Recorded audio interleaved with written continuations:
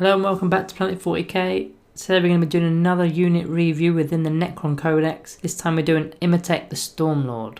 So for millions of years, IMOTEKH was the leading pharaoh within all the Necron dynasties until of course the Silent King returned. So they've got a bit of a power struggle going off at present. As far as the 40k game goes, IMOTEKH is the leader of the IMOTEKH dynasty and he carries that keyword along with being an infantry model, a character unit, a pharaoh, an overlord and a noble. So quite a lot of important keywords there that interact with the book and the game as a whole. As far as his points are concerned, he's 145 points or 8 power level if you play power. So his stat line goes movement 6 inch, weapon skill 2+, ballistic skill 2+, strength 5, toughness 5, wound 6, attacks 4, leadership 10 and a 2+ save. So pretty solid stat line there, having 1 extra wound over a standard overlord and also has a better save of a 2+. I may as well jump straight into his abilities here and mention that he's also got a phase shifter which is a 4+ invuln save, making him a 2+, 4+. Which is really solid. To add to that durability, he also has living metal, which is where he regains a lost wound at the start of his turn. He's got command protocols, which is actually really effective with him considering that he's both a character and a noble. So he will always be benefiting from those command protocols. He has the My Will Be Done ability, which is where he can select a core unit that has the IMOTEKH keyword that is within 9 inches, and that will be plussing 1 to their attacks. So it's super handy on warriors and lich guard in particular,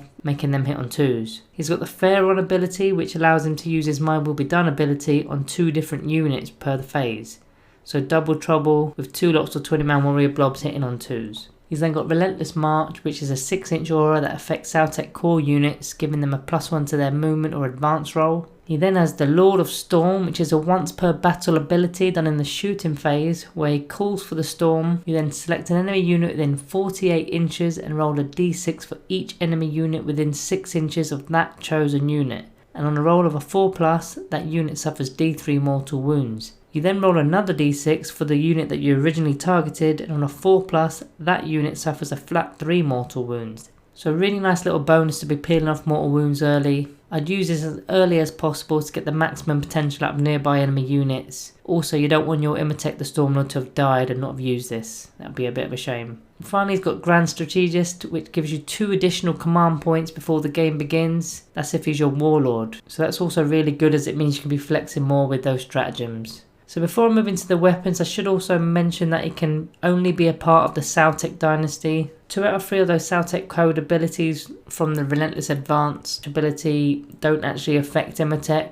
but he does have the power of using both directives from using the command protocols from the Conquering Tyrant. So it's quite easy to forget that one. Okay, so he's actually got a few weapons here, so let's talk about those. The first one is the Gauntlet of Fire. It's a 12-inch range weapon. It's Assault D6, Strength 5, -1 AP and 1 damage. And each time you attack with this weapon, it auto hits the target. It's basically a heavy flamer, which is quite nice as it auto hits. It's a solid strength and the -1 AP will clear screens and weak infantry. It's also quite useful for a bit of Overwatch if you need to with those auto hits as well. His second weapon he comes with is the Staff of the Destroyer, which is both shooting and melee. So the shooting side of the weapon is a range 18-inch, assault 3, strength 6, -3 AP and 2 damage. So a really good weapon for a single model to have, as the strength is pretty much wounding all infantry on 3+, and that -3 AP is leaving barely anything for a save. 2 damage a pop will clear standard marines off the table, and don't forget IMOTEKH has a ballistic skill value of 2+, so he's pretty reliable at shooting.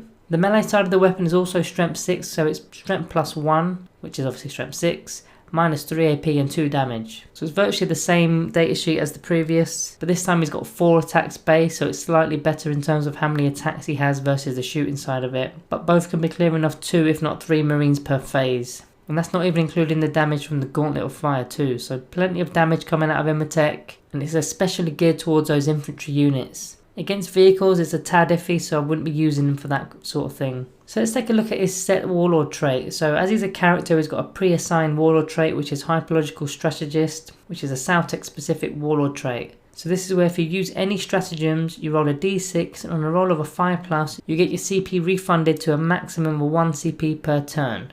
So it's really nice, as on average, every 1 in 3 of your stratagems should be getting a CP refunded.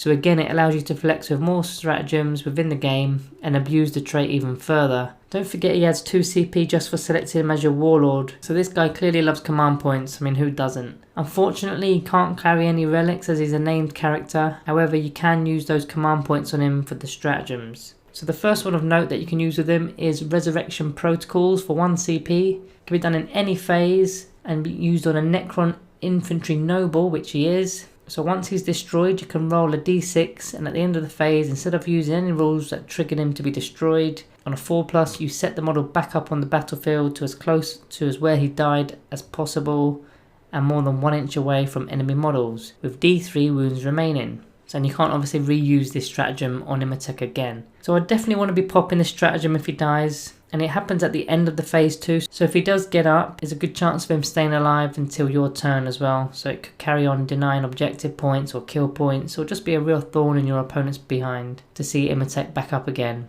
Of course, there is the risk of having to roll a 4+ for it to actually happen, and you might not do that. And there's no command reroll here to be changing that dice roll, so there is a risk involved. Rarefied Nobility for 1 CP lets you take IMOTEKH's Warlord trait even if he isn't your Warlord. Now this is only useful if you have the Silent King in your army as well, otherwise IMOTEKH will be your Warlord. It wouldn't make sense to give it to a different Pharaon unit. So that's the 2 stratagems I'd use with him. In fact, there's a dynastic specific stratagem called Methodical Destruction which costs 2 CP. You might have heard me say this one on a few videos now, but I really like this one. So once a Sautek unit from the army scores a hit on an enemy unit, pop the stratagem, and then all Sautek units within your army gain a +1 to their hit rolls against that targeted unit. So as I said, an army-wide +1 to hit to get rid of a selected unit is pretty effective. Then of course you can pair it with a Tryout Stalker which has the ability to reroll ones army-wide as well. That's pretty insane. So to conclude with IMOTEKH's review here, he's a fantastic buffing HQ character, like most HQs are in the game. He has all the standard Overlord rules with My Will Be Done and Relentless March. Where he shines is all the extra buffs to the game itself, where he gathers all the CP back, whether it be from his Warlord trait or from the Grand Strategist ability. Then he's got that one-shot Lord of Storm ability which is virtually a 48-inch smite that bounces to nearby units. He's also quite resilient with a 2+4+ and living metal on top, so killing him won't be fun. Let's not forget that he's got the Noble keyword which you require for your command protocols, so that's buffing your guys even further, so he's quite solid. So unfortunately there are some drawbacks guys. So firstly, the obvious one is that there's no weapons option as he's a named character, so there's going to be no upgrades. He also can't carry relics, which also sucks, but add to that further, there's no resurrection orb.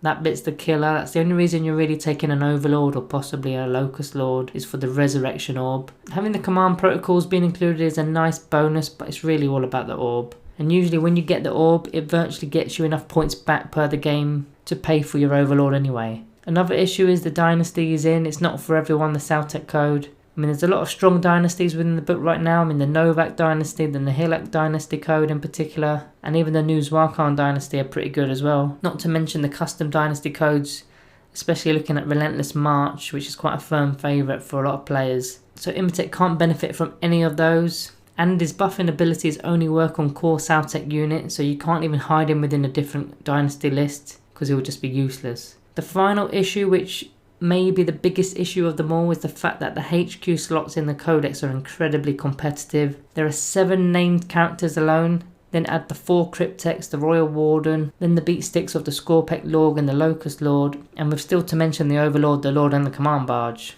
Now I do love options, but some are clearly better than others here, which makes the weaker ones such as the standard Lord non-usable unfortunately. So as far as giving a rating, it's tricky as I do believe he is a good unit, but I always base my ratings on comparing units within the Codex itself. So I'm going to be giving IMOTEKH the Stormlord a Planet 40k rating of 3 out of 5.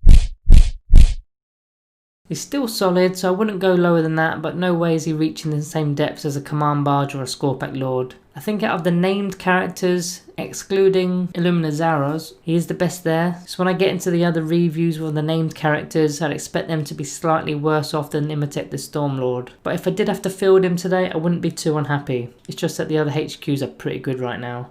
Let me know your thoughts below. Does anybody use him? Or do you use any of the other named HQs? So that's the end of the review, guys. Remember to drop a like on the way out, and if you are new, hit that subscribe button below not to miss out on any content. We're dropping videos every weekday, Monday to Friday, so don't miss out on those. Thank you all for watching, and I'll see you in the next one.